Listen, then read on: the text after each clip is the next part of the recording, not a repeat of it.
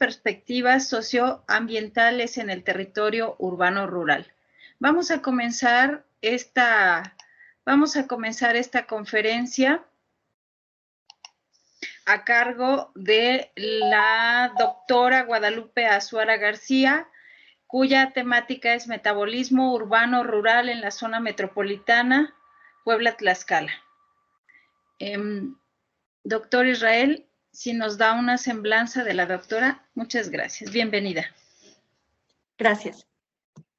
Muy bien, buenas tardes a todos. Gracias por su presencia. Vamos a tener una muy interesante conferencia, así que comenzamos con la doctora. Bueno, bienvenida a la doctora. Gracias por aceptar nuestra invitación. La doctora Guadalupe Azuara García, becaria postdoctoral con CONACYT, en el Centro de Investigación en Biodiversidad, Alimentación y Cambio Climático, CIBAC, del Instituto de Ciencias de la UAP.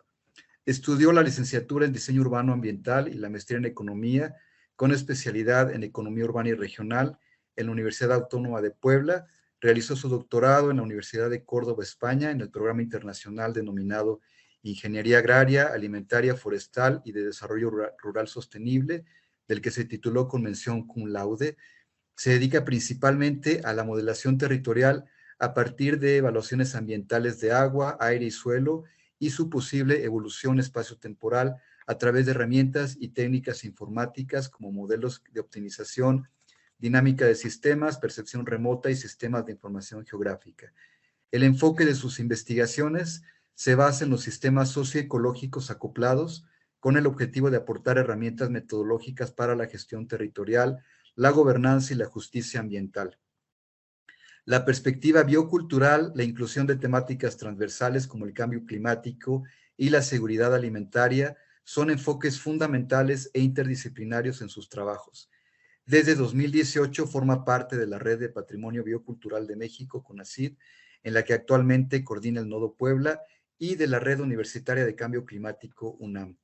Como docente, ha participado en la maestría en Manejo Sostenible de Agroecosistemas, en la licenciatura de Gestión Territorial e Identidad Biocultural y en la Facultad de Arquitectura en el Complejo Regional Tehuacán de la UAP. En este momento está a cargo del proyecto de investigación Metabolismo Urbano Rural de las Zonas Metropolitanas de Puebla 2000-2021, Impacto a los Ecosistemas, financiada por el CONCITEP y en coordinación con la SMATSOT Puebla, cuya temática se aborda en este seminario. Bienvenida, doctora Lupita Azuara, un gusto que estés con nosotros.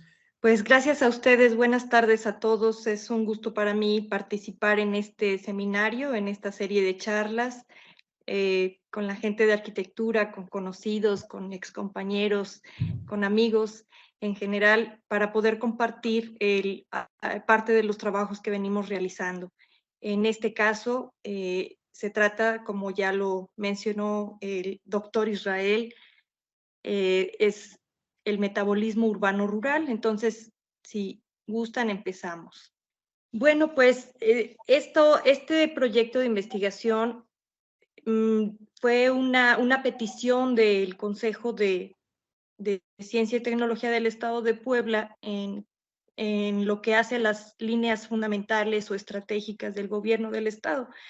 Se ligan a investigadores para obtener algunas perspectivas diferentes que puedan retroalimentar o puedan dar algunos elementos a las instancias técnicas. Y bueno, pues uno trata de poner lo que sabe y es con la esperanza de que pueda llegar a ser tomado en cuenta. Para empezar, pues definir un poquito qué es metabolismo. Resulta que el metabolismo, pues, es un concepto que se extrae más de la bioquímica, ¿no? Es el conjunto de las relaciones químicas que desarrollan las células cuando se encargan de degradación o síntesis de diferentes sustancias, ¿no? Se trata de múltiples procedimientos que posibilitan el crecimiento, la subsistencia y la reproducción de cada célula. Y entonces este metabolismo, este concepto de metabolismo es un poquito trasladado, ¿no? Llenándolo de otro contenido que asemeje a lo que inicialmente fue, y se trata del metabolismo social. Entonces aquí la célula se va a transformar en los seres humanos socialmente agrupados, es decir, en asentamientos humanos generalmente rurales o urbanos. Y a partir de la apropiación de materiales y energías de la naturaleza, estos vendrían siendo los inputs o las entradas para el funcionamiento, se transforman y el metabolismo terminaría cuando se depositan desechos a partir de estas transformaciones y generan residuos dentro de los espacios naturales. Estos residuos no se van, ¿no? O sea, nos quedamos con ellos y entonces, ¿qué es lo que va sucediendo con estos residuos? Es lo interesante porque cuando más grandes son las aglomeraciones urbanas, más residuos. Entonces, tenemos que el metabolismo social son flujos de energía también y de materiales que permiten la vida o la existencia de esos asentamientos, de esas células humanas agrupadas. Estos flujos, como vemos en el diagrama, son de entrada y es la capacidad de regeneración de los ecosistemas. Hay un proceso interno en donde se apropia en principio el ser humano de la naturaleza, la transforma, la consume, la distribuye y al final pues quedan estos residuos de los que estábamos hablando. Entonces son 5 fenómenos los que configuran el metabolismo social: apropiación, transformación, circulación, distribución y excreción, ¿no? Son todos los residuos.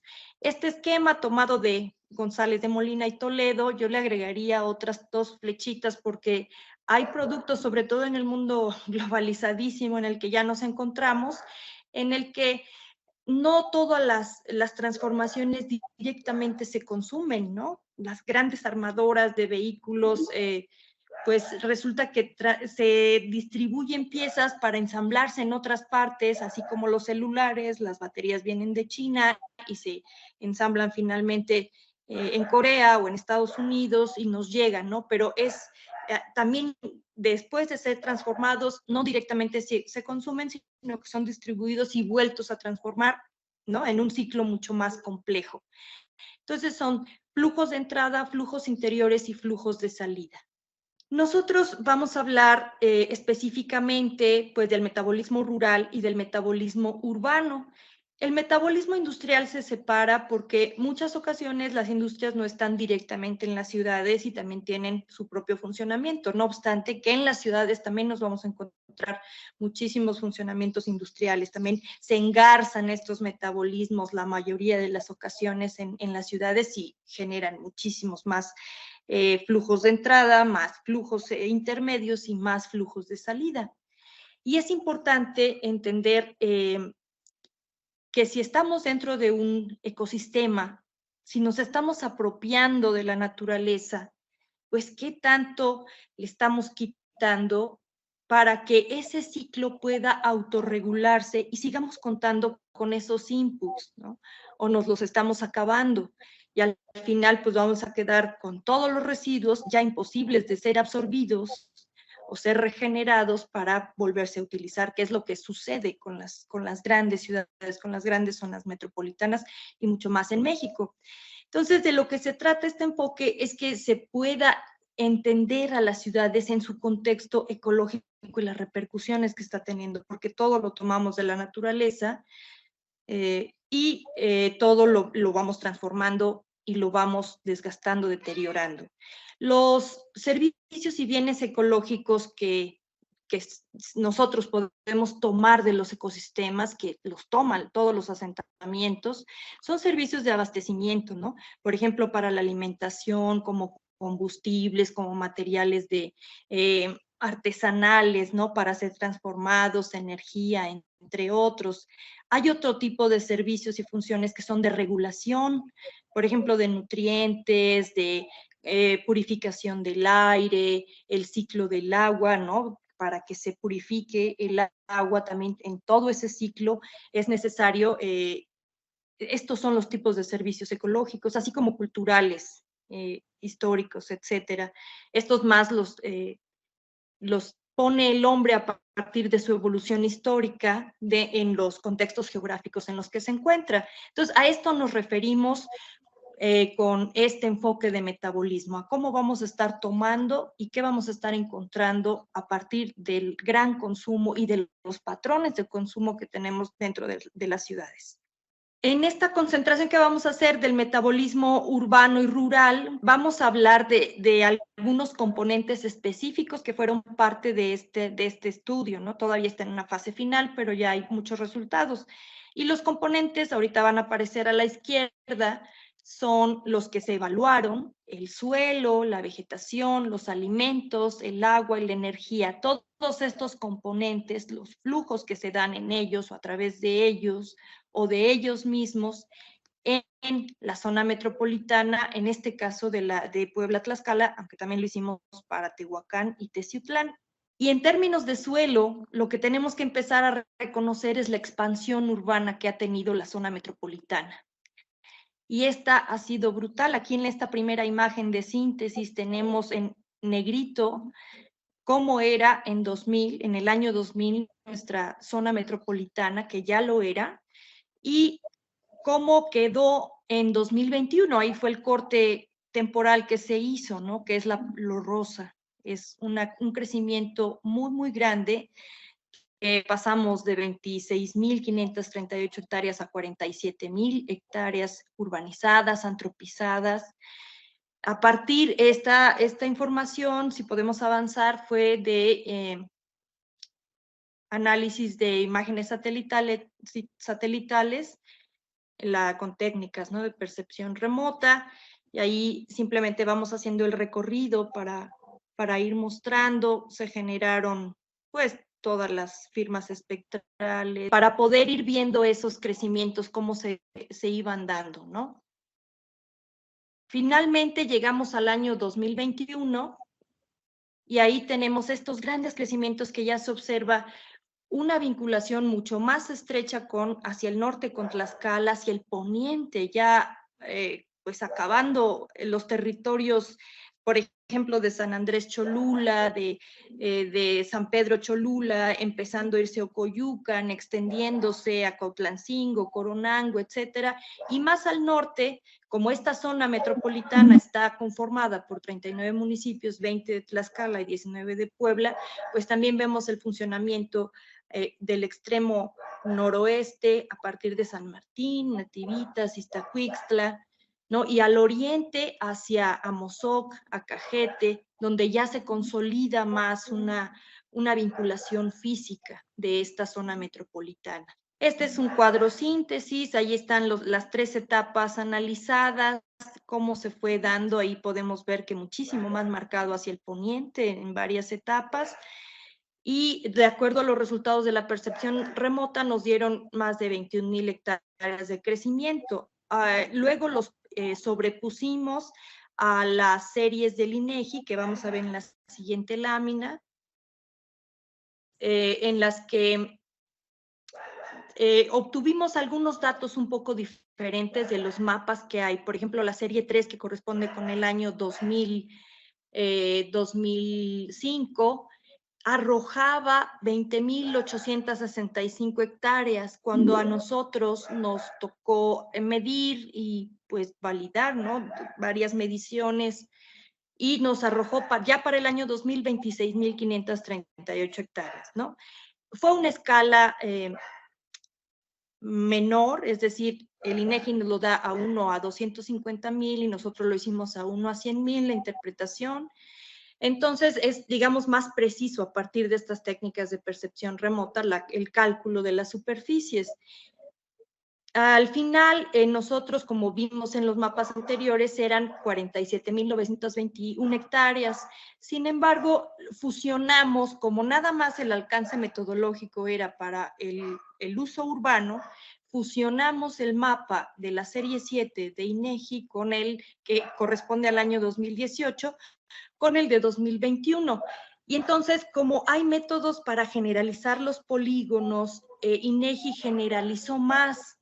Es decir, como es más precisos los píxeles que llegan a identificarse a partir de la percepción remota, digamos que INEGI cierra un poquito más los polígonos, los mete, aunque haya pequeñas zonas en donde todavía no está tan urbanizado, pero en donde pues es un criterio de generalización porque ya está antropizado. Entonces nosotros fusionamos los hallazgos de los crecimientos urbanos y resulta que ya con lo que nosotros identificamos, que en algunos casos era más alejada, ¿no? La expansión, y las generalizaciones que logra INEGI, pues nos dieron un polígono ni más ni menos que de 57,600 hectáreas. ¿Eso qué significa? Pues eso significa que tenemos una expansión anual en la zona metropolitana de 1,481 hectáreas, ¿no? O sea, eso es lo que año con año se come el crecimiento urbano. Y eso pues no es menor, ¿no? Ahí tenemos los resultados también de Tehuacán y de Teciutlán. Si le das otro clic, va a aparecer la superficie total que se incrementó, 31,103 hectáreas, que eso implica que crecimos un 217.3%, ¿no? Nos duplicamos, más que una duplicación de suelo para este uso urbano. Vemos la tabla de abajo, pues es un crecimiento mucho menor, ¿no? De alrededor de el 40.9% el crecimiento urbano, es decir, 5 veces menos crece la población, pero pues ocupamos muchísimo suelo, ¿no? Y eso es un patrón extensivo de baja densidad, irracional, que genera graves impactos a los ecosistemas para empezar, ¿no?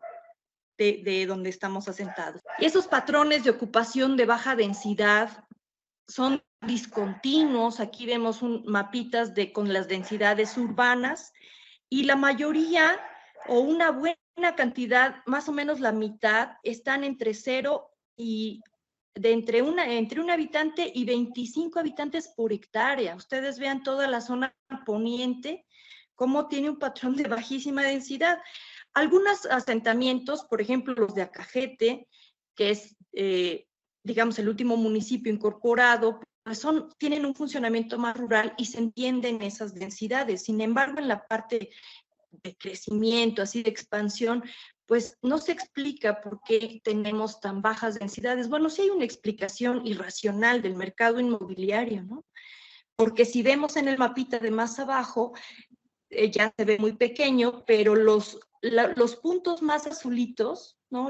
Conforme se va oscureciendo el color de los AGEP urbanos, nos damos cuenta de que hay hasta 1,500 viviendas sin ocupar al poniente, ¿no? Grandes condominios, etcétera, pues ahí están para venderse, no porque se necesiten, ¿no? O sea, sobre todo esa es la forma en la que va creciendo, además de la producción propia, ¿no?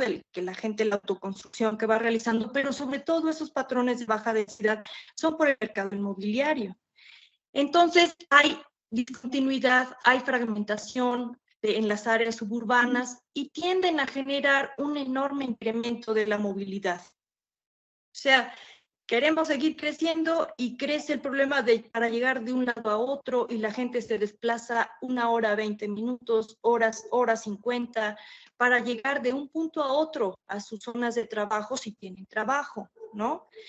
Entonces, hay además dentro de las ciudades, y es una parte que aquí ya no ponemos, pues son ámbitos de pauperización, ¿no? La zona metropolitana de Puebla es la más pobre dentro de las zonas metropolitanas, después de Toluca, es la segunda más pobre, con más concentración de pobreza multidimensional, más concentración de desempleo, más concentración de ingresos bajos, carencias alimentarias, etcétera. Entonces, ¿qué es lo que va generando estos patrones? Bueno, que algunos tienen más, ocupan de una manera el territorio, mientras pues ahí vemos las densidades. Las grandes densidades están al sur de la ciudad, pues Agua Santa, San Bartolo, ahí están, ¿no? Y al oriente, que a lo mejor es la zona metropolitana o del municipio de Puebla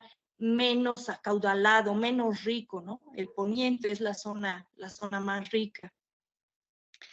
Hay vulnerabilidad y además erosiona la identidad social colectiva, porque además esto es un territorio con una fuerte raíz biocultural, donde hay nahuas invisibilizados en las montañas, tanto en la Malinche como en el Iztapopo, y también estamos mezclados, pues hay una convivencia con un pasado originario muy fuerte que en la alimentación, en ciertas costumbres está presente, que sin embargo con estos patrones se ha ido erosionando. Luego vemos el impacto, adelante, en la vegetación. Bueno, ya creció como creció. Y entonces, ¿cuál es el impacto? Vamos a la siguiente, por favor. Ahí tenemos, bueno, ya en un mapa nada más de vectorial de polígonos, ahí vamos a ver, porque el metabolismo también implica hacer un balance, ¿no? ¿Cuáles son las pérdidas, cuáles son las ganancias, cuáles son los inputs, cuáles son las salidas que tenemos? Y entonces, uno de esos balances realizados, pues es la agricultura, las coberturas y usos de suelo. ¿Cómo cambiaron? ¿Cuáles son los usos y coberturas perdedoras en nuestra zona metropolitana? Pues tenemos en principio todas las primeras, son 2, 4, 6 usos y coberturas que son las grandes perdedoras, por 3, digamos 2, que son las grandes ganadoras. Perdimos agricultura, perdimos suelo agrícola, sobre todo de temporal, es la que perdió mucho más suelo, 24.600 hectáreas. El riego también pierde 7.700 y pico hectáreas. Los bosques cultivados también, es decir, como actividad ya no se siguen sembrando para recuperar algunos bosques, sino que ahora todo se tala. Pastizales, perdimos también 4.517. Hay zonas desprovistas de vegetación que disminuyeron porque se convirtieron probablemente ya en otro uso urbano, seguramente. Creció la vegetación secundaria, 2.470 hectáreas. ¿Qué quiere decir esto? Que probablemente ante la pérdida, no en todos los casos, de vegetación primaria, esta se degradó y pasó a ser vegetación secundaria. En algunos otros casos que ya analizamos, algunos pastizales se volvieron vegetación secundaria, ¿no? Esas fueron algunas ganancias, por lo menos, ¿no? Y los asentamientos humanos, como veíamos, pues ya tienen ahí 36.786 hectáreas de ganancia. El cuerpo de agua, como también hay algunos de Tlaxcala, bueno, ganó 1.20 hectáreas. ¿Cuáles son las causas? Aquí en el mapa de la derecha tenemos la superficie, la tasa bruta de deforestación, de pérdida de vegetación forestal.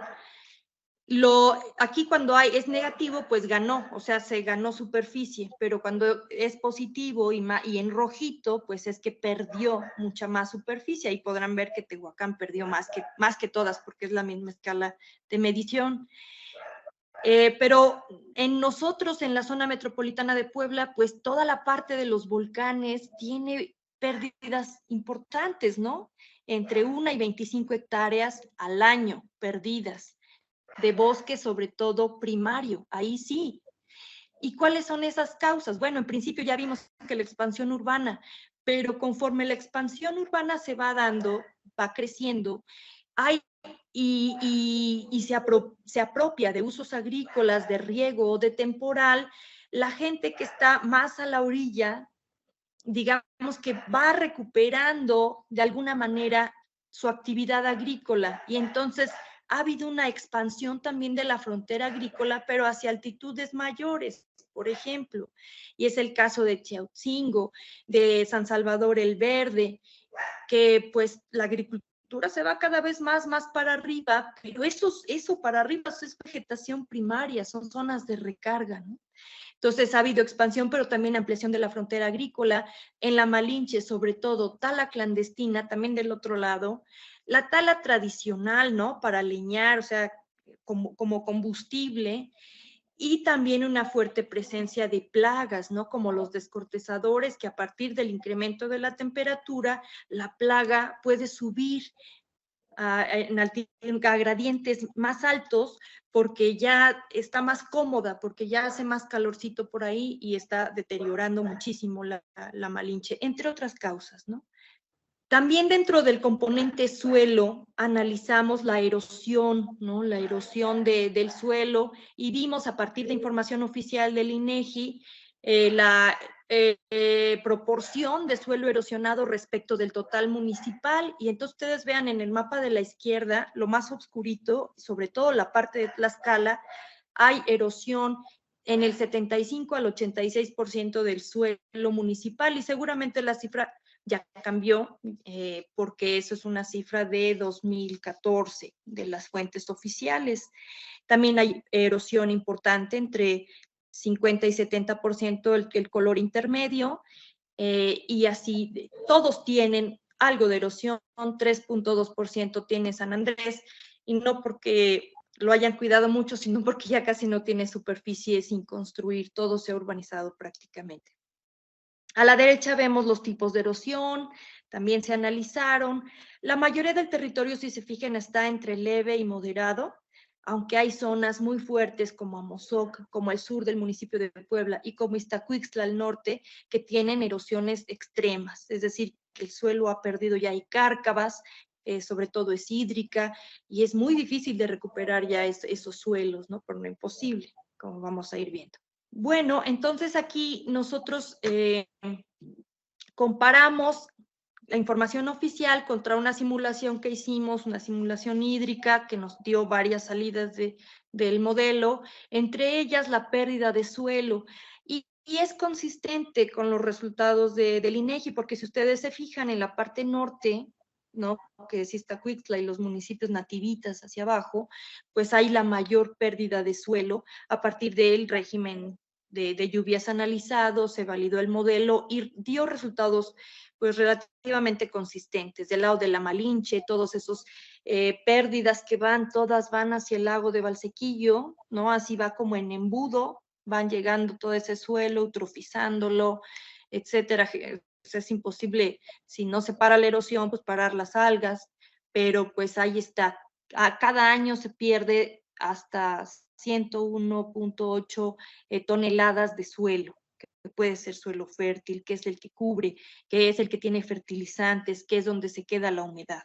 Dentro de los alimentos, que es otro de los componentes que estamos analizando, pues es importante saber, ya que se comió toda esa superficie, la urbanización, analizar cuál es el comportamiento histórico en el periodo de estudio de esos componentes.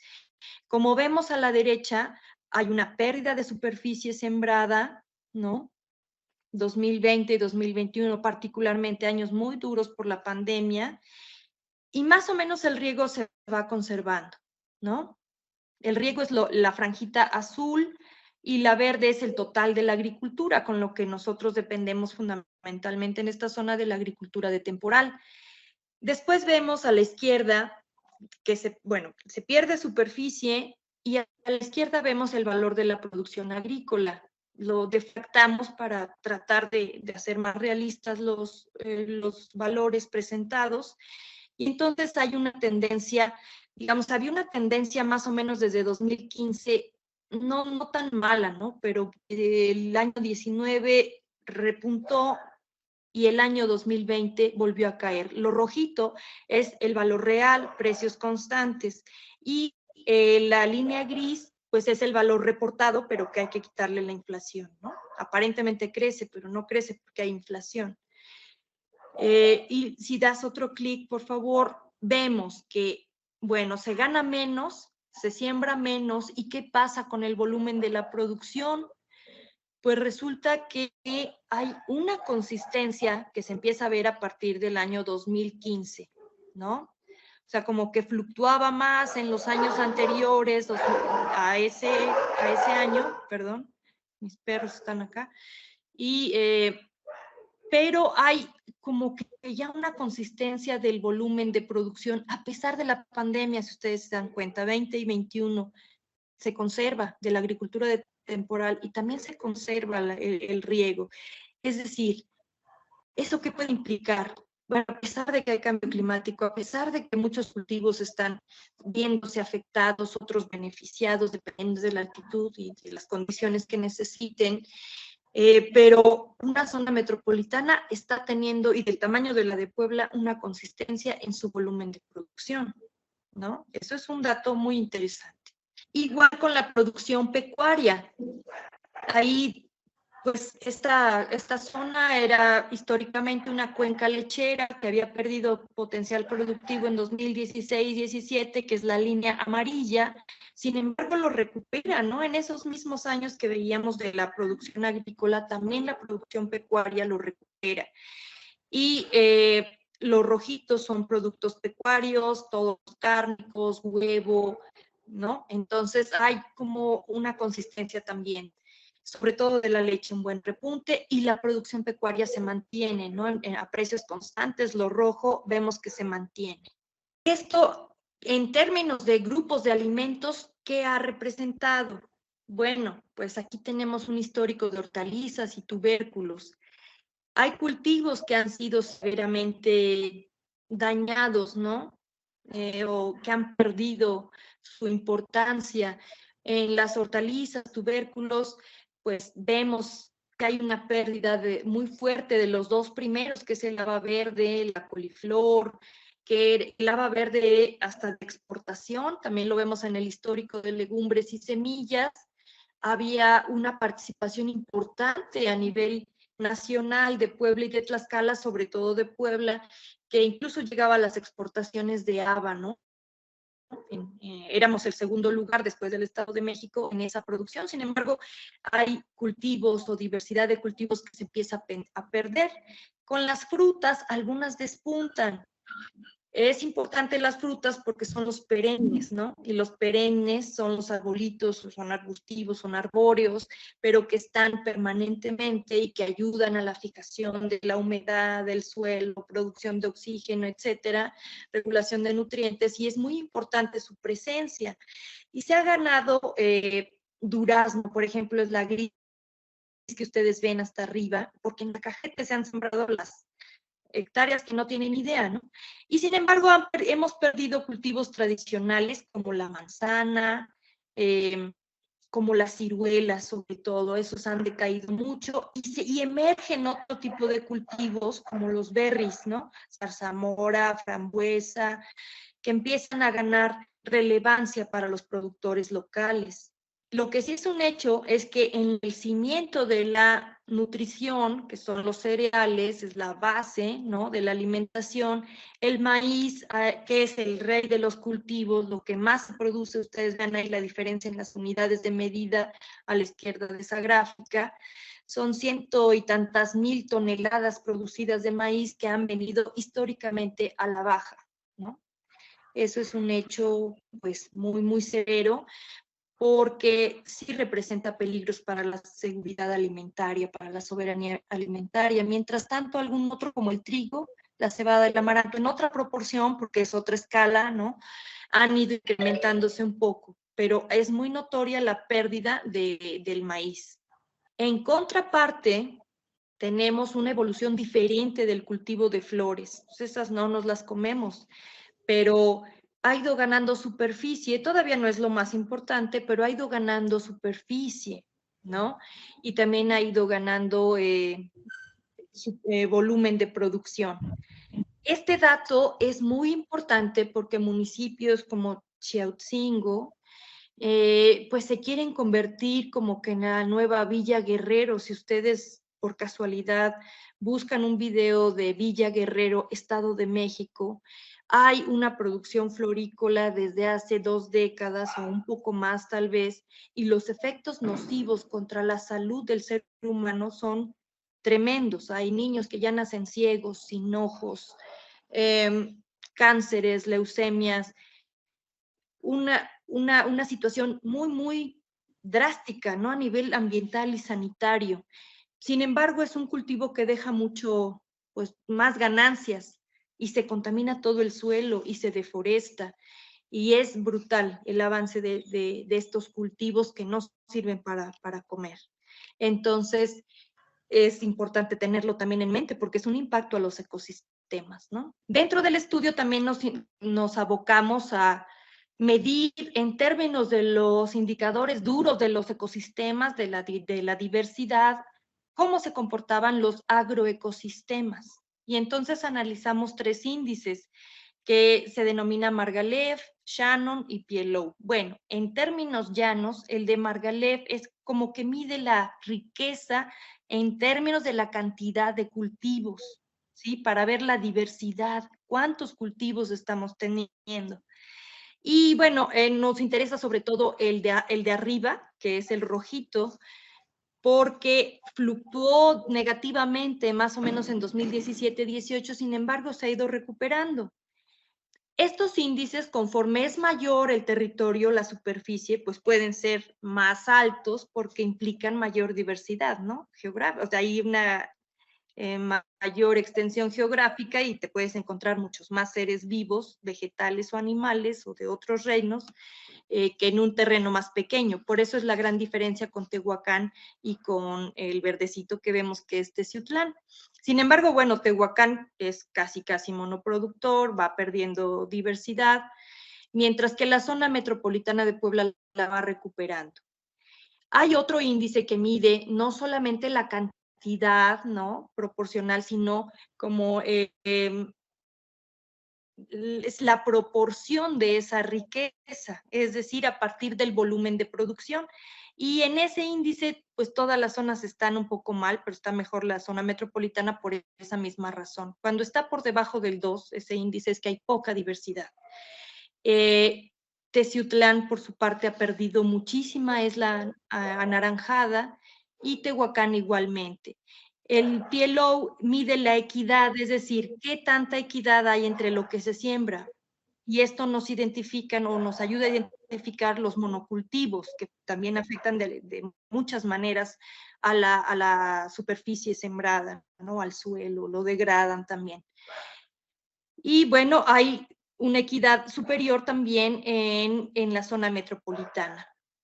Los servicios de los agroecosistemas, como ya lo habíamos comentado, son suministro de alimentos, reciclaje de nutrientes, fertilización, fotosíntesis, que es la base de la producción del mundo vivo, y generadora de oxígeno, entre otros. Por eso es importante ver cómo se está perdiendo diversidad en los agroecosistemas, que es de lo que dependemos, ¿no? En buena medida. Y entonces el balance, todo esto lo hicimos para acercarnos a un balance de alimentos y lo transformamos, el volumen de producción, en gigacalorías a partir del aporte calórico que cada alimento, o sea, se agrupó, ya bruto este indicador, de cada alimento. Es diferente el aporte calórico de las verduras que de la carne, entonces a todo eso se cuantificaron sus calorías, se convirtieron a gigacalorías para hacer una cantidad más manejable, y vemos que la zona metropolitana de Puebla pues depende sobre todo en un 63% de los cultivos de temporal. El aporte calórico de los cultivos de temporal es el más importante, y ahí el maíz. Luego, del riego, el 19%, la carne un 5%, la leche un 8%, forrajes 4%, huevo 1%. Y resulta que producimos alrededor de 756 gigacalorías, 0.4. Eso es lo que se produce, con volúmenes que han quedado constantes, ¿no? Que no se han perdido a pesar del embate de los cambios de uso de suelo. Y para hacer el balance, que son siempre aproximaciones brutas porque es muy subjetiva la forma de medirlo, es decir, no se están contabilizando desperdicios de los hogares, no está contabilizado todos los intercambios al interior del país, o sea, no se sabe cuánto exactamente llegó a Hidalgo de Puebla, o sea, no se sabe, pero se aproxima, por lo menos esto nos sirve para saber si potencialmente nuestra región podría darnos de comer o no nos podría dar de comer, ¿no? Y si ponemos una dieta ya ampliecita que fue sacada de un laboratorio de diabetes en México, dice que son 2.000 alrededor, pero propusimos 2.500 calorías para no bajar tanto las calorías a las personas. Y estas 756 gigacalorías apenas satisfarían las necesidades de menos de 1 millón de personas y somos 3.2 millones de personas, ¿no?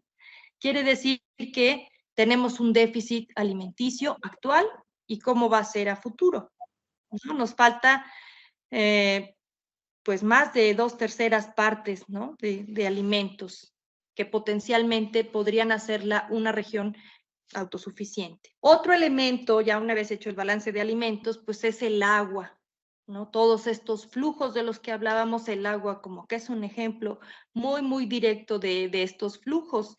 Analizamos todas las concesiones hasta marzo de 2022, actualizamos a todo lo más que tenía el registro de derechos de la propiedad del agua, y pues estos son los datos que vimos.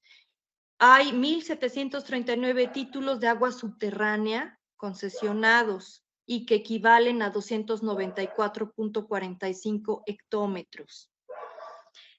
Y por parte del agua superficial son 139 títulos y son 186.85 hectómetros cúbicos lo que se tiene concesionado de agua. Esa es la extracción.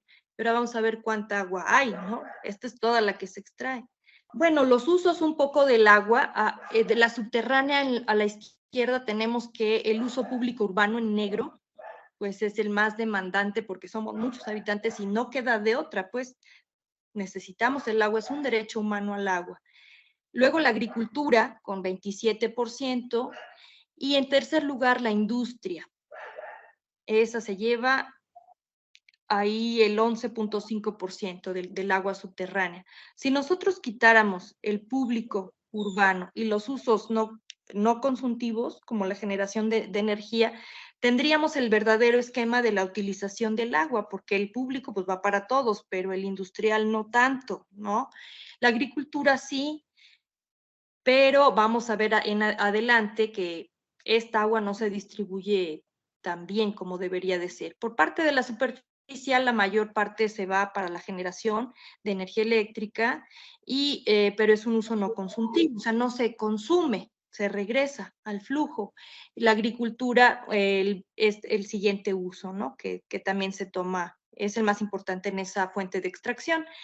De toda esa tabla, lo que nos interesa es lo que está en el círculo de ocre, porque tenemos varios acuíferos en juego, excepto los 3 últimos, que son Valle de Tehuacán, Tecolutla y Libres, ahí se incluyen los de las otras zonas metropolitanas, pero la zona metropolitana impacta directamente al 84.5, es la columna inmediata a la izquierda de la disponibilidad anual, repercute el 84.5% del agua del acuífero, o sea, la tomamos aquí, en la zona metropolitana.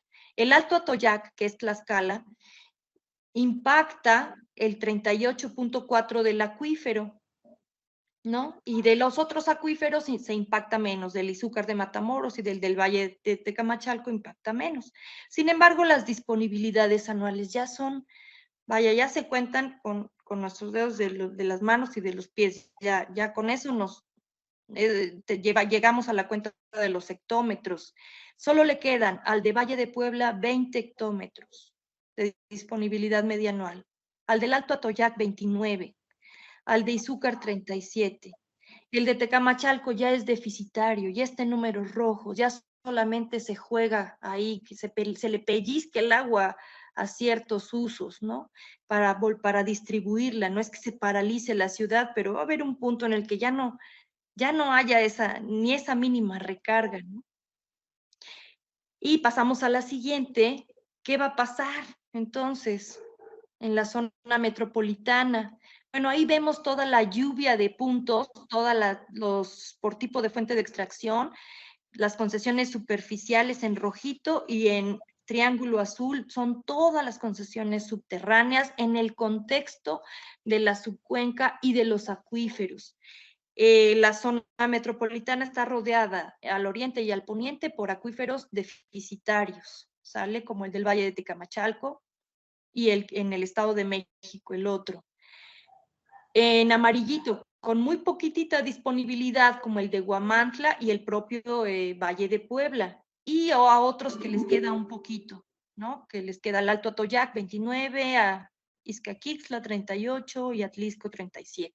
Ese es el contexto. Son muchísimas concesiones. Pasamos a la siguiente. Todas esas las georreferenciamos, bueno, más bien la actualización, porque hay una organización que se llama Agua para Todos y que está impulsando la reforma a la Ley de Aguas de 92, que ya hay que echarla para abajo. A ellos se han dado a la tarea de georreferenciar, pero hasta 2019. Entonces, de 2019 a 22 hicimos la talacha de la georreferenciación de concesión por concesión.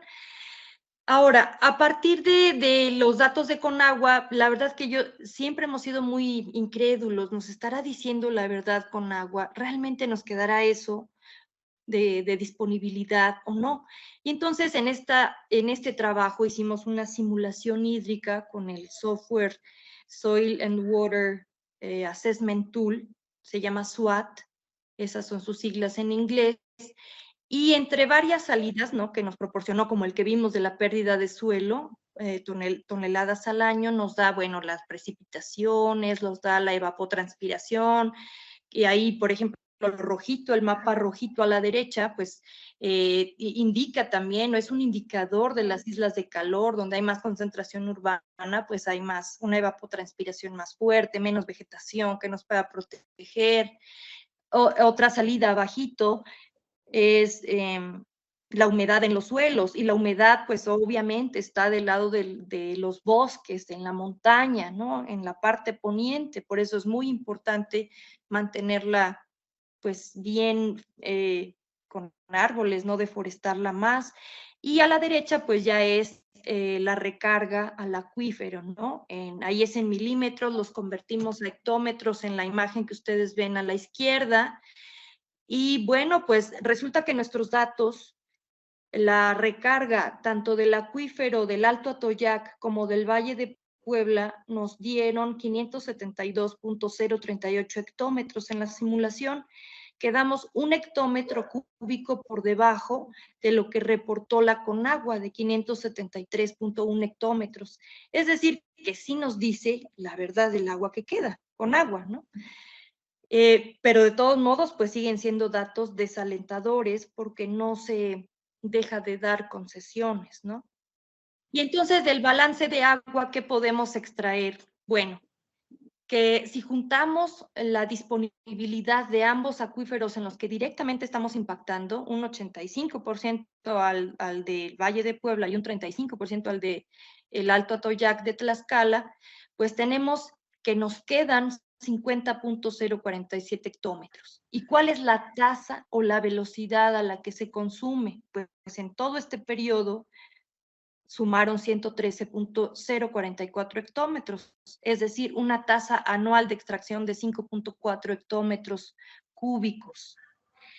Eso sin considerar los volúmenes extraídos por otros municipios no metropolitanos, ¿no?, que también se están abasteciendo de este acuífero. Pero bueno, el que más hace un uso muy intensivo, pues es la zona metropolitana. Y si seguimos a ese ritmo de extracción, igual sin considerar al resto de los municipios, y parece no modificarse, porque para 2022 ya se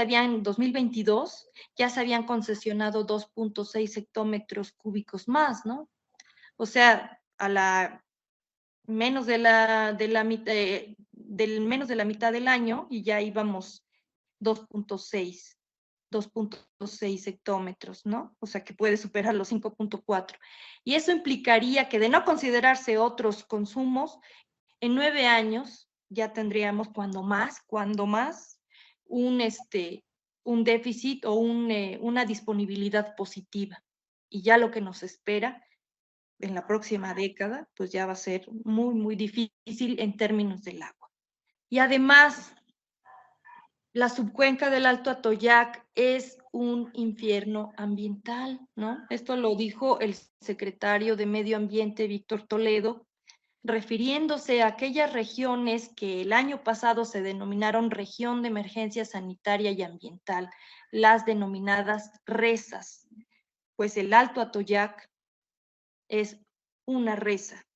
¿Por qué? Porque hay contaminantes que se traslapan en el agua, en el suelo, en el aire, ¿no? Residuos industriales, residuos sólidos. Tenemos todo ese combo de contaminantes, de outputs, que hacen que nuestro territorio, la zona metropolitana, sea una región de emergencia sanitaria. Si decimos, bueno, pues los que viven ahí cerquita del Atoyac son los que se enferman, pues sí, hay ya una declaración, una recomendación de la Comisión Nacional de Derechos Humanos en 2017, en la que se dice que hay evidencia suficiente para correlacionar los riesgos a la salud con los niveles de contaminación, ¿no? Ya hay muchos estudios, gente de la UNAM, gente del Poli, gente de la Universidad de Tlaxcala, gente de la Universidad de Puebla, gente de otras partes, que han analizado todas esas problemáticas y que han evidenciado riesgos muy, muy fuertes, que no solamente se quedan en el ámbito del Atoyac, ¿no? Que ya es morado, verde, espumoso, ¿no? Ustedes lo han de conocer, sino que esa contaminación es también indirecta, se desborda a suelos, se desborda a cultivos, se desborda a los pastos que se le dan al ganado de esa región, somos una cuenca lechera, ahí también se produce leche y hay una serie de contaminantes en los alimentos, ¿no? Que ya no se van a ver directamente ahí en las personas de los márgenes del río, sino que ya se diseminan, ya se distribuye en ámbitos geográficos pues, que ya ni se conoce. Entonces, ahora, ¿estamos en el infierno ambiental? Sí. ¿Habrá posibilidades? Pues debemos construirlas, porque sí las hay, ¿no? Pero estamos en esa situación.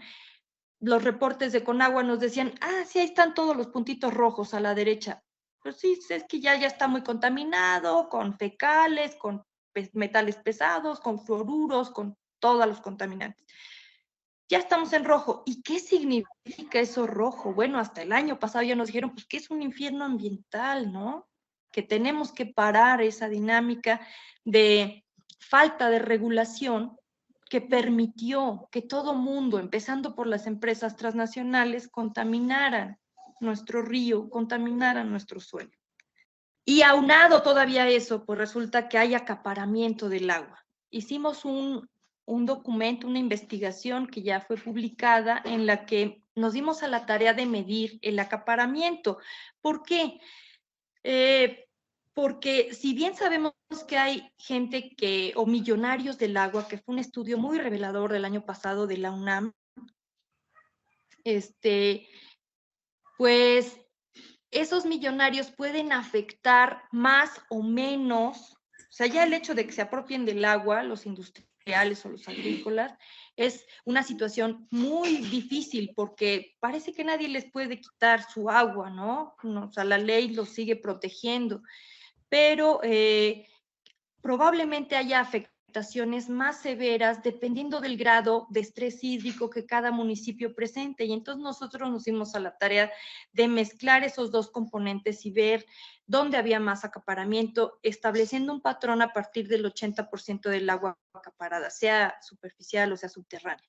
Entonces ahí pues ya se midió y pues el municipio de Puebla, aquí nada más presentamos uno de los componentes que es el de los concesionarios acaparadores. En Puebla, ahí la ven ustedes en rojo, también Xostla, pegadito, también Ocoyucan, hacia abajo, obviamente en la Sierra Norte muchísimo acaparamiento, del lado sur está Tehuacán, entre los municipios y Santiago Miahuatlán más acaparadores, y al sur oeste, pues está Izúcar de Matamoros, en una zona donde el riego es muy importante para la caña, ¿no? Bueno, en Puebla es el municipio donde hay más acaparamiento. Un solo señor de apellido Haddad tiene el 86% del agua de nuestro municipio. Y eso es importante medirlo porque Puebla está en las ciudades que van a presentar mayor estrés hídrico y carencia de agua, ¿no? En los próximos años. Cerramos todo este manejo del metabolismo con la energía. Aquí no se hizo en este estudio el balance porque era difícil obtener los datos a nivel de municipio, ¿sí? Son cuentas nacionales, digamos, más agregadas, que por los tiempos también de trabajo no nos permitían ahondar en esa búsqueda de municipio por municipio, pero sí retomamos estudios en dos momentos, ¿no? Ahorita lo vamos a ver, 2010, 2019, y recuperamos esos balances elaborados. O sea, es una tesis de 2015 de la UAP y también un reporte de la Estrategia Energética de Puebla, de la Secretaría de Medio Ambiente. Bueno, lo que se produce en Puebla solo son 75.4 petajoules, ¿no? Todo lo demás, pues, es importación de energía. Ahí se presentan algunos datos porque hay salidas, pérdidas por las transformaciones, lo que es el consumo final propio. Bueno, ahí está un balance en el que sobre todo nos interesa que hay una producción muy mínima de Puebla de energéticos, sobre todo lo que se produce, pues, y en esta zona metropolitana, pues es leña, ¿no? O sea, ese es un consumo primario y es una producción primaria y pues por eso tenemos a la Malinche como la tenemos, ¿no? Luego ahí está desagregado como por tipos por sectores, y pues el que más consume en 2019 fue el transporte, seguido del industrial, que está en tercera posición ahí, a la derecha, en 2019, y luego el residencial, comercial y público. El agropecuario consume poca energía realmente. Pasamos a la siguiente.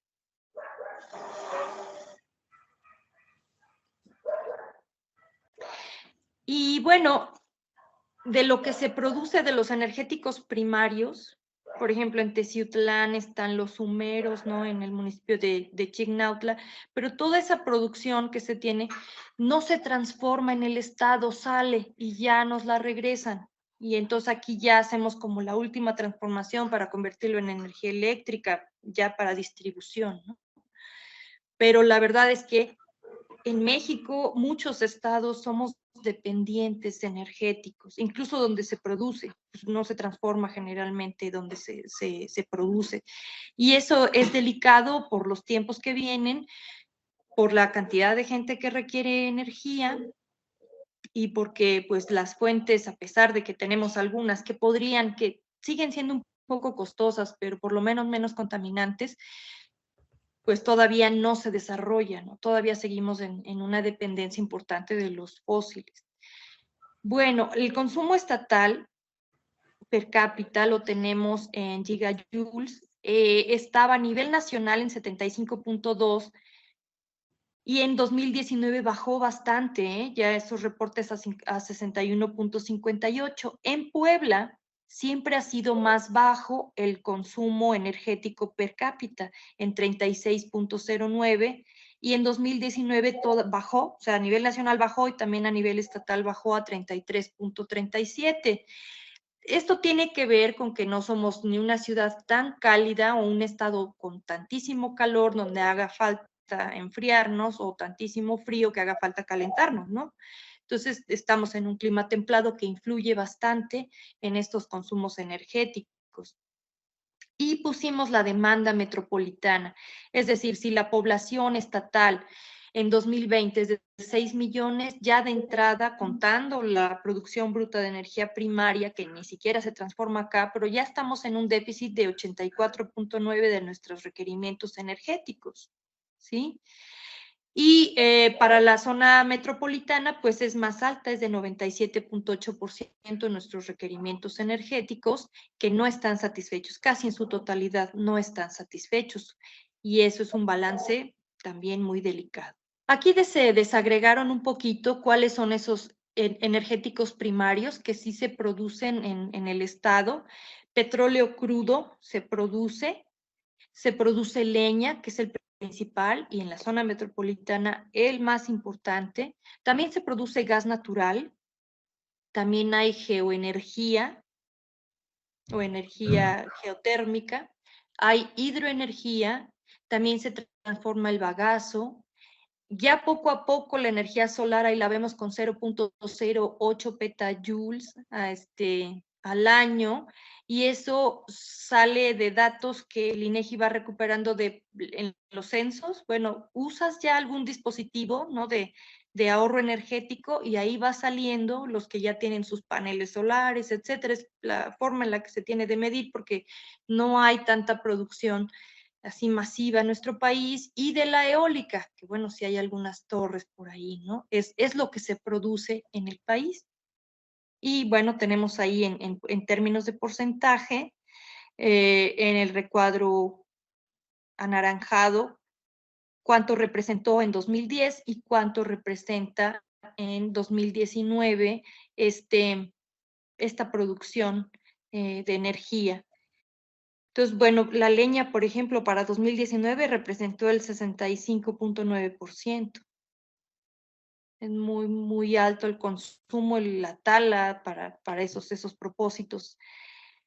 Bueno, para cerrar ya esta charla, ahí hay algunos textos. Dice: la zona metropolitana solamente produce y consume leña con impactos negativos a los bosques. Si en Puebla cada hectárea deforestada aporta leña para 15.9 familias al año, la superficie deforestada asciende a 22.955.98 hectáreas, con lo cual ya estamos perdiendo producción de oxígeno para más de 400,000 personas al año, es decir, 20 personas por hectárea. Estamos perdiendo capacidad de absorción de al menos 459,000 toneladas de CO2, que equivalen, aquí ya se ve menos, de 2 a un 3% de las emisiones estatales, pero ojalá las estuviéramos absorbiendo y no generando más, ¿no? Captación de agua, conservación de suelo, etcétera, etcétera. Un largo etcétera para estos problemas ambientales que generan en buena medida las relaciones sociales existentes, el modo de producción prevaleciente, el neoliberalismo, la desregulación que hubo para permitir que las empresas transnacionales se instalaran en los territorios. Además, los productores locales pues también se agarran de esas desregulaciones. Todos contaminamos, ¿sí? Pero sí debe haber alternativas. ¿Cómo cuáles alternativas? Por ejemplo, en la agricultura llama mucho la atención, porque los pronósticos es que con el cambio climático la agricultura va a ir feneciendo, y más con estos cambios de uso de suelo. Y sin embargo, los productores se siguen defendiendo, ¿no? Es un comportamiento muy interesante, y que si se apoyara de una forma pues sostenible, con menos agroquímicos, dando alternativas a aquellos que se resisten a seguir produciendo. Hay una tesis de doctorado de Tlaltenango, no, de Tenancingo, en donde ya es casi una resistencia, ¿no? El seguir produciendo a pesar de la inmensa urbanización. Y entonces, si hay tanta voluntad social de los agricultores, pues con una apoyadita, ¿no?, en términos de política ambiental y urbana, estos podría pues tener unos mejores resultados ecológicos, alimentarios para la región. Las regulaciones, el cambio de aguas, bueno, podrían ir revirtiendo, por lo menos deteniendo el nivel de deterioro en el que nos encontramos, ¿no?, en esta emergencia ambiental de nuestra región, de la subcuenca del Alto Atoyac. Y son procesos que ustedes, como diseñadores urbanos, como arquitectos, pues estarán también inmersos en dicha problemática, porque contribuyen, ¿no? O no contribuyen en la solución. Y no es que vaya a haber alguna repercusión directa hacia ustedes, sino que el planeta lo va a seguir padeciendo, sus hijos y sus nietos. Entonces, por eso es importante tener la conciencia de cómo estamos ocupando y viviendo y destruyendo en las ciudades el funcionamiento o el metabolismo, que va a llegar un momento, ¿no?, que va a ser incapaz de autorregularse, y sí vamos a tener serios problemas. Creo que con esto termina mi charla. A lo mejor me faltó tiempo, pero si gustan, pues estamos en las preguntas. Muchísimas gracias a la doctora Lupita, y claro que sí, está Bastante interesante el tema. A mí me gustaría si nos puede dejar una liga, porque decía que esto ya está publicado. Entonces, ya sea que estuviera en un capítulo de libro, en un artículo, si nos puede dejar la liga en el chat, porque esto está bien para que después se pueda consultar ya de manera un poquito más, con calma, ¿no? Y la verdad es que está excelente estos resultados. Vamos a pasar a la parte de las preguntas. Adelante, doctor. Sí, muy bien, pues agradecemos mucho a la doctora Lupita que nos haya compartido su trabajo pues se ve un enorme trabajo realizado con esta perspectiva del metabolismo urbano-rural que nos deja fríos con varios de los datos que nos has platicado. Definitivamente, pues hay unos datos que sí es pues para pensar en una crisis ambiental próxima. Creo que pues ha dado una visión con números duros que hace mucha falta y que pues tenemos que justamente como dice como dice Gaby, nos necesitamos leerte más cercanamente para poder echar mano de estos datos y hacer, bueno, difundirlos, analizarlos y pues generar una dinámica para poder pues tratar de organizarnos y revertir en alguna medida esta crisis ambiental que ya tenemos y que nos está conduciendo en 10 años, como dices, a una pues realidad más dura. Entonces, pues te agradecemos muchísimo que hayas aceptado esta invitación. Estamos ahorita por leer las preguntas de aquellos que quieran preguntarle algo a la doctora. Aquí tenemos a Homero, nuestro estimado ponente. ¿Quieres que te demos el uso así directo de la palabra, doctor Homero? O la escribes, si te sientes más cómodo. Sí, Adelante, sí, Homero. buenas noches ya. Sí, prefiero mejor plantear directo. Pues no sé si es una pregunta como tal, en realidad. Solo quería comentar que me parece interesante el abordaje que hace la doctora. Muchas gracias, doctora Guadalupe. Me parece interesante porque lo que yo no, digamos, es nuevo para mí esta comprensión del metabolismo urbano, pero con mis pocas nociones, una de las preocupaciones que yo tenía al leer estos enfoques del metabolismo, primero era separar entre las causas y las consecuencias de estos procesos, ¿no? ¿Qué está causando que sucedan estos metabolismos en la ciudad y cuáles son las consecuencias? Por otro lado, y lo cual me encantó de la doctora, yo sé que posiblemente en términos de información estadística, no hay esa desagregación de la información que nos permita separar las responsabilidades del sector público y el sector privado, pero pues lo que aquí me encantó mucho de la presentación de la doctora es que ella ya enuncia y hace una diferenciación de los impactos que puede tener el sector privado sobre el medio ambiente y el sector público. Yo ahí pienso que su enfoque también es muy interesante porque lo hace a escala multinivel y al final nos habla de pues las políticas, ¿no? O sea, al final este tema del metabolismo tiene que leerse e interpretarse también desde la política económica.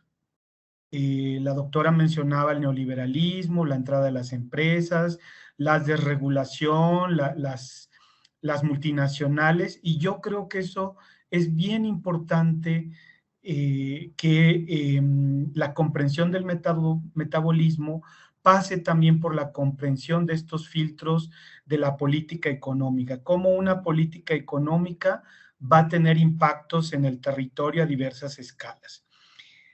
Y ya para terminar, y ahí sí es una pregunta, porque ver los datos así generales, amplios, datos duros, nos da una idea muy clara, y afortunadamente creo que los sistemas de información geográfica con datos de INEGI nos permiten ir a ese nivel de detalle. Entonces, de verdad, doctora, usted hace un análisis muy interesante de muchas variables, ¿no? Inclusive el tema del agua y cómo la privatización genera estas diferencias, ¿no?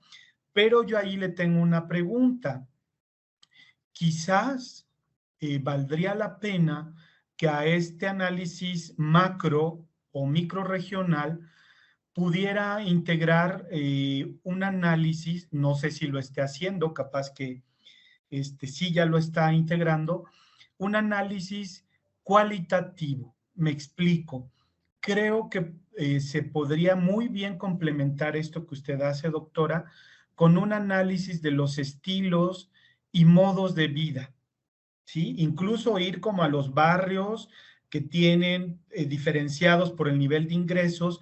¿Y por qué hablo de esto? Porque también ahí podemos repartir las responsabilidades. No es lo mismo una familia campesina, semirural, en la periferia de la ciudad de Tlaxcala, que quizás no tiene ni vehículo, a una familia en un barrio favorecido de la ciudad de Tlaxcala o de Puebla, o de los suburbios del área metropolitana, que puede tener hasta 3 automóviles, que consume muchos combustibles fósiles. Entonces yo creo que es importante, me parecería interesante, agregar esta perspectiva de los estilos o modos de vida, de cómo las personas consumen los recursos. Usted ya agrega el tema de la variable de consumo de energía eléctrica, consumo de agua potable, pero pues no sé, ahí me queda la duda si usted está viéndolo a microescala de cómo son los estilos de vida de la población. Por ejemplo, el más común es el estilo de vida metropolitano, grandes traslados cotidianos de la casa al trabajo. Y luego, pues está el tema de los consumos, los centros comerciales, que este estilo de vida del centro comercial también generan enormes impactos en la vida de las ciudades, porque son centros que consumen mucha energía eléctrica, mucha agua, y además tienen un impacto en términos de consumo de hidrocarburos, porque ese estilo de vida de ir al centro comercial implica tener un automóvil. Eso no excluye que población de menores ingresos pueda usar un transporte público para ir a un centro comercial. Ese era mi comentario, doctora. Muchas felicidades. Y mi duda es en ese aspecto de a nivel micro y en una metodología más cualitativa que pudiera integrar este análisis de los estilos o modos de vida. Muchas gracias y buenas noches. Bueno, Sí. digamos que respecto a dos comentarios que quiero hacer, uno del que dijo la doctora Gaby, la maestra Gaby, que si ya está publicado, hay algunos trabajos que se retoman que hemos hecho en el pasado reciente, que ya están publicados. Justamente lo estoy entregando al CONCITEP, falta el último capítulo, que será más cualitativo, como dice Homero, pero cualitativo en otro sentido, ¿no? Porque el alcance del trabajo es recomendaciones, pues, para el gobierno, ¿no? Estrategias, cómo se podría modificar, en dónde se tendría que modificar, y creo que con los datos cuantitativos, pues, ya hay una aproximación a qué servicios ecosistémicos y qué funciones ecosistémicas están siendo dañadas, a qué velocidad, en dónde están siendo dañadas, y en ese sentido serán las recomendaciones que se harán en ese último capítulo. En cuanto esté entregado del todo, por supuesto que les compartiré este trabajo completo y por lo pronto las ligas de los trabajos anteriores en los que nos estamos basando en varios aspectos. Ahora, en lo que dice Homero, pues va a ser, digamos, difícil, sería muy, muy interesante poder incluir la perspectiva cualitativa de los patrones de consumo, ¿no? rebasa un poco el alcance del estudio, pero yo creo que puede servir o puede ser muy útil pues para lo posterior, para posterior investigación, o a lo mejor también para quien está más abocado a los aspectos más sociológicos. En general, creo que los patrones de consumo que nos han implantado, que han transformado nuestra dieta, nuestro modo de vestir, nos han estandarizado, etcétera, es lo que prevalece a nivel global y por eso tenemos al planeta así, ¿no? Pero es interesante argumentarlo en cada contexto geográfico. Creo que va a rebasar el alcance que yo tengo, aunque considero que sería muy interesante. Muy bien, muchas gracias al doctor Homero por participar. Esto nos ayuda a retroalimentación que siempre es tan agradable y tan importante en la academia pública. Bueno, celebramos estas preguntas. Tenemos aquí a Sergio Daniel que nos dice: buenas noches a todos, doctora, me parece importante este trabajo de investigación, ya que al parecer el INPLAN Puebla está trabajando en la actualización del Programa Municipal de Desarrollo Sustentable, en el que al parecer habrá una nueva delimitación del humedal Valsequillo por asentamientos humanos en su periferia. La pregunta es: ¿ha habido contacto con algunas dependencias de gobierno? Inmediatamente la contesto, no con el INPLAN, pero sí muy de cerca. Nos ha gustado trabajar con la Secretaría de Medio Ambiente, Desarrollo y Ordenamiento, SMATSOT, ¿no? Hemos tenido muchas charlas, muchas reuniones de avances. Ahorita justamente ellos tienen el documento porque en las políticas queremos que se integre también su perspectiva. Pues el propio CONCITEP es parte del gobierno del estado, pero el área técnica que tendría que tomar cartas en este asunto está directamente involucrada. Espero que sí haya eso y que se repercuta en normativas específicas, ¿no? Muy bien, perfecto. Pues ahí realmente creo que la demanda social también es muy importante para poder echar a andar una política pública de carácter socioambiental. Y en definitiva, ahí los actores sociales como la universidad, no solo agentes individuales, sino realmente tener una presión social que demande una mayor equidad en muchos sentidos, creo que ayudaría. Así que no te vamos a dejar sola en Gracias. pues, en esto. La siguiente pregunta es de Diana Amador, nos pregunta, y saludos también a Diana: ante toda esta problemática investigada y documentada, ¿hay alguna acción precisa por parte de los gobiernos para delimitar el crecimiento urbano, limitar las concesiones de agua, evitar los malos manejos de constructoras, evitar la gentrificación, la creación de islas de calor, procurar una reforestación activa y útil, activar programas de cosecha de lluvia y separación de residuos? Pues yo creo que han habido algunas acciones aisladas en algunos municipios en donde grupos, organizaciones han generado algunas acciones importantes. Por ejemplo, hay una figura nueva que se llama áreas destinadas voluntariamente a la protección, y esa la tenemos al sur de Amozoc, y ahí, por ejemplo, se ha ganado vegetación secundaria, ¿no? Entonces, hay otras, bueno, las ANPs, las áreas naturales protegidas, que han sido acciones pues, históricas, pues no están sirviendo de casi nada, están súper amenazadas. Como decía Israel, va a tener que ser esto una acción muy concertada para que sean políticas generalizadas en donde se sienta una presión realmente fuerte. Por ejemplo, en el tema del agua está una iniciativa muy fuerte para cambiar ya este régimen de concesiones en donde desde 92 se le da el cariz de un bien económico que nos cueste el agua, y entonces el que la pague pues es el dueño. Al final no era darle el valor monetario a un recurso vital, o sea, por lo que vale, que podría ser inconmensurable, ¿no? Porque nos da la vida. Al final sirvió para que el que tiene pague y acapare y además contamine, ¿no? Porque ni siquiera lo vamos a sancionar, le vamos a hacer al cuento, etcétera. ¿Cuántas iniciativas ha habido para la la limpieza del lago de Valsequillo, para lo del Atoyac, pero realmente hasta que la gente no se ha organizado, es que se empieza a tomar más en serio. Y ahorita, por ejemplo, a nivel federal, en esta pregunta que decía, ya hay como RESA, como región de emergencia ambiental, va a haber una confluencia de acciones federales para atenderla. Si esa confluencia, a partir de estudios muy rigurosos de Andrés Barreda, que les recomiendo, también tiene algunos videos,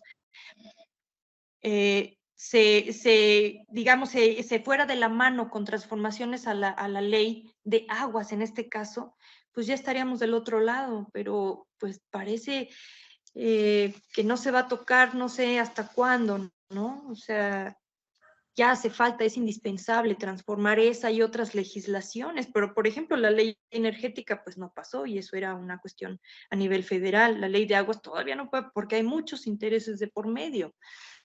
Entonces, pues va a seguir habiendo algunas acciones aisladas, algunas más concertadas, que nos tienen que llevar a darnos cuenta de que si no se hace nada o se hace tan poco, pues nos va a rebasar este problema, ¿no? Y probablemente nosotros todavía medio la libremos, pero no las generaciones que vienen atrás, ¿no?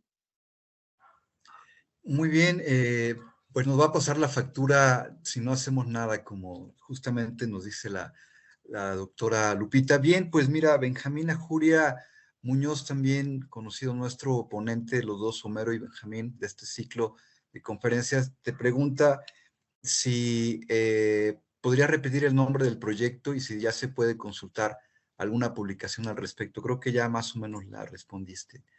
Sí, bueno, esa pregunta sí creo que ya se había respondido más o menos con la otra. El proyecto se llama Metabolismo Urbano Rural de las Zonas Metropolitanas de Puebla, porque se abordó para esto mismo que ven para la metropolitana de Puebla-Tlaxcala, se hizo para Tehuacán y también se hizo para Teciutlán.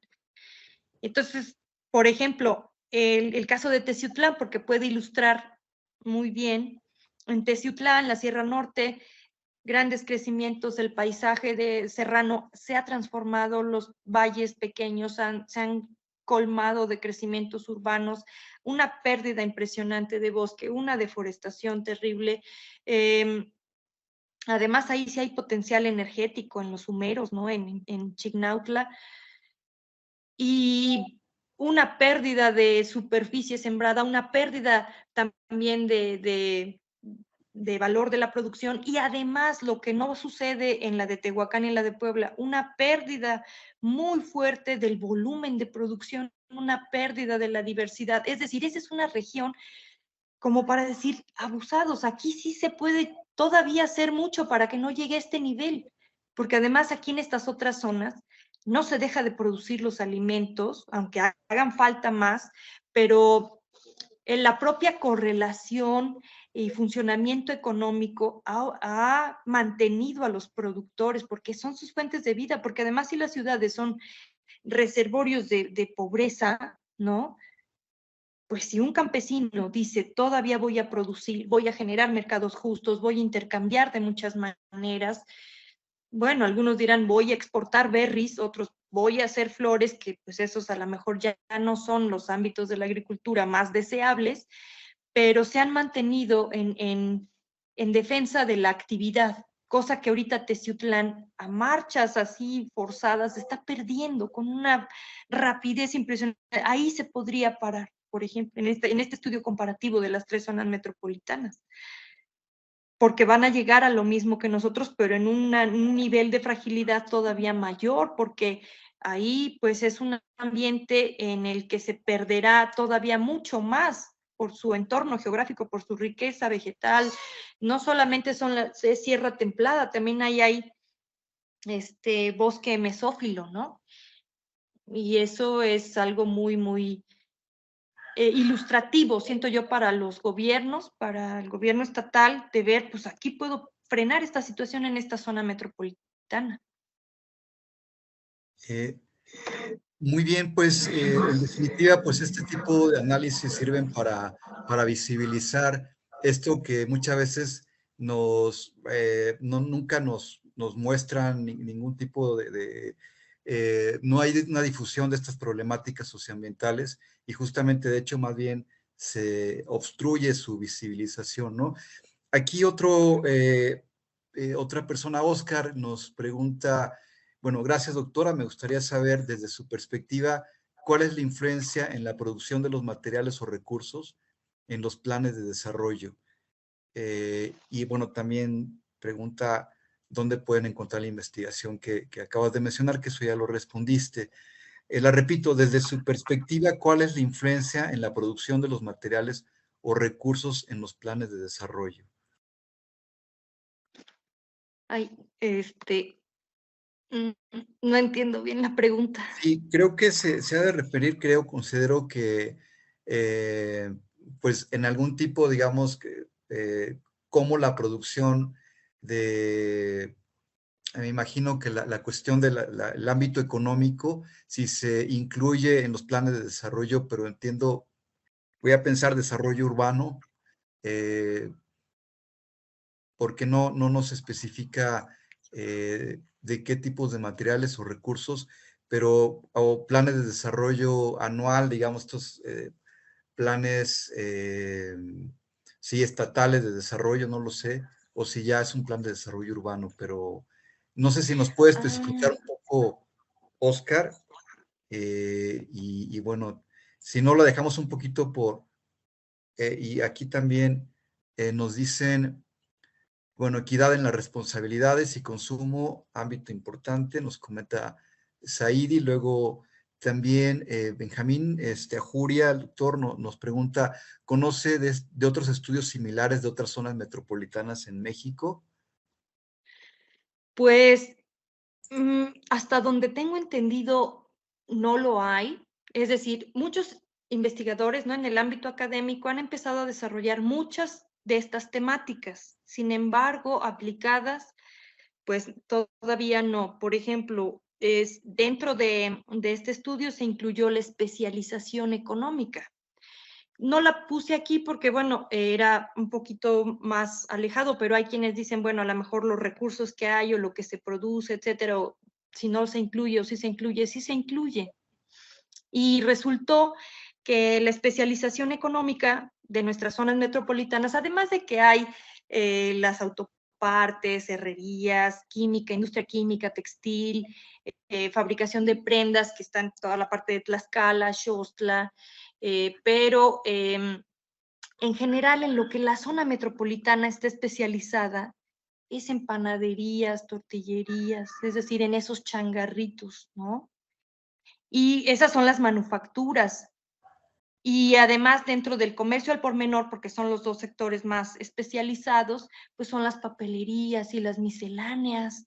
En eso estamos especializados. Yo no sé por qué los economistas buscan la conducción de, bueno, con todos mis respetos para los economistas, ¿cuál es la liga de los sectores más especializados? Pues estamos especializados en eso y eso es una especialización que más que nada responde a una estrategia de supervivencia de los habitantes y no a una política de desarrollo económica, ¿no?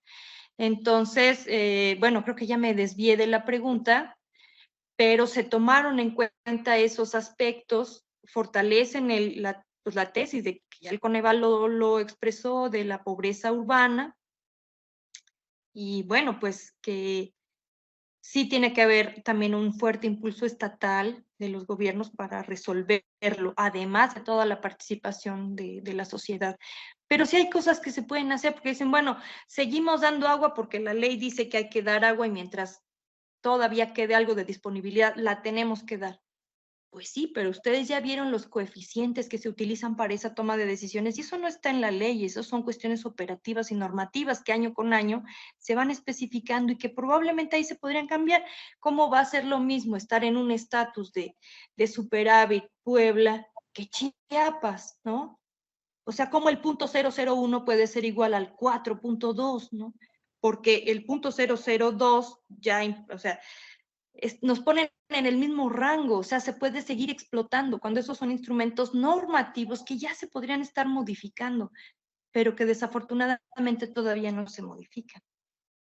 Y, bueno, entonces ya veo aquí la pregunta.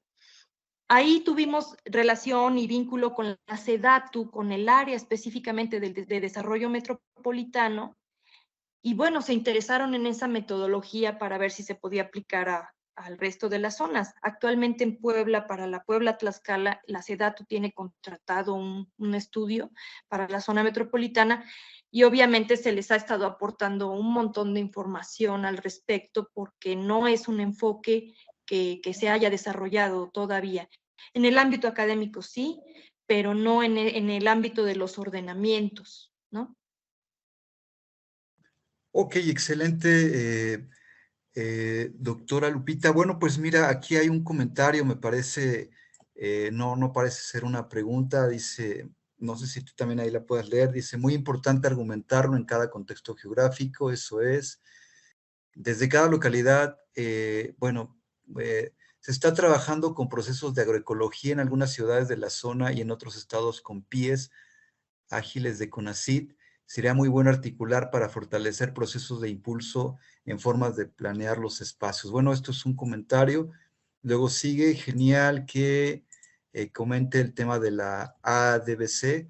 Es un instrumento funcional haciendo un plan estratégico de manejo que se realice desde la organización de base. Hay mucho que hacer y es posible.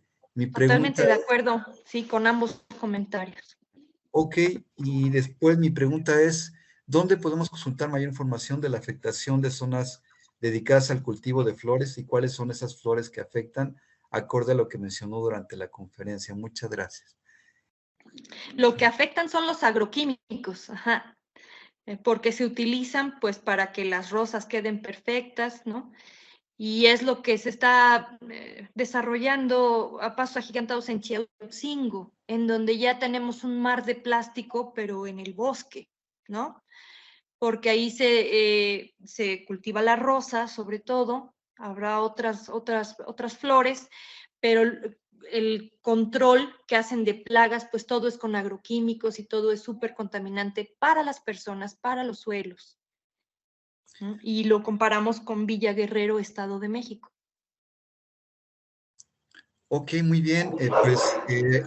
Este comentario te lo leo así como viene. Sería interesante de igual manera que el doctor Homero me atrevo a sumarme en el apoyo a realizar un análisis cualitativo y cuantitativo de la formación humana de manera más específica dentro de la propiedad social. Aquí se podría dar a conocer algunos indicadores de la propiedad social de Tlaxcala, Puebla, como el mercado de tierras, transmisión de derechos, enajenaciones, dominio pleno y demás semejantes situaciones que se manejen en la parte agraria, para el pronóstico comparativo de una fragilidad en el entorno geográfico actual. Esto que involucra superficie parcelada, uso común, asentamiento humano y todo lo referente a núcleos agrarios. Me pongo a sus órdenes, Fernando Valencia Montiel, del Registro Agrario Nacional en Tlaxcala. Bueno, pues mira, aquí tenemos una aportación. Muchísimas gracias, Fernando Valencia. Claro que sí, ojalá puedas anotar tu correo electrónico. Hicimos un análisis también de la estructura agraria, justamente considerando con datos de 2014, porque el RAN pues también poco a poco da, hay que ponerse muy abusados para las descargas y tal, pero con la estructura agraria, propiedad social de tierras de uso común, parcelas, prácticamente todas están ya en el procede, ¿no? En lo que permite el cambio a la propiedad privada, aunque todavía sigue funcionando, o sea, nuestra zona es de campesinos en general, de campesinos de 2, de 3 hectáreas. La propiedad privada en Tlaxcala es más probablemente, pero son pequeñas propiedades de entre 800 metros y 1,400 metros, ¿no? De 0,8, perdón, 8,000 metros y 1,4 hectáreas. Sí, o sea, más 4 ceros. Entonces, eso implica que son regímenes de pequeños propietarios, sea propiedad social o propiedad privada, en los que prevalece la producción del maíz, fundamentalmente para el autoconsumo. Muchas de esas cifras no deben estar reportadas, pero estaría muy bien poder hacer un análisis mucho más fino de eso y pues ojalá Fernando Valencia nos pudiera dejar sus datos. Ya los dejó por ahí, así que ya los puedes consultar ahí en Ok. en el chat. Y bueno, finalmente, Marilú, excelente exposición, muchas felicidades a todos. Igualmente, Marilú, si creo que si eres Marilú, de Michoacán, te mandamos igual un abrazo, pues son todas las preguntas, las inquietudes. Gaby, pues no nos resta más que agradecerte esta presentación y también a todos los que participaron. Pues la verdad es que nos enriquecen a todos con sus comentarios y las preguntas, y bueno, espero que también pues, te haya llevado alguna retroalimentación, Lupita, para tu trabajo, y bueno, esperamos poderte ver en otra oportunidad para revisar y que nos compartas tus investigaciones. Gaby, muchísimas gracias, Lupita. Placer. Muchas gracias a todos y no sin antes recordarles, por ahí todavía tenemos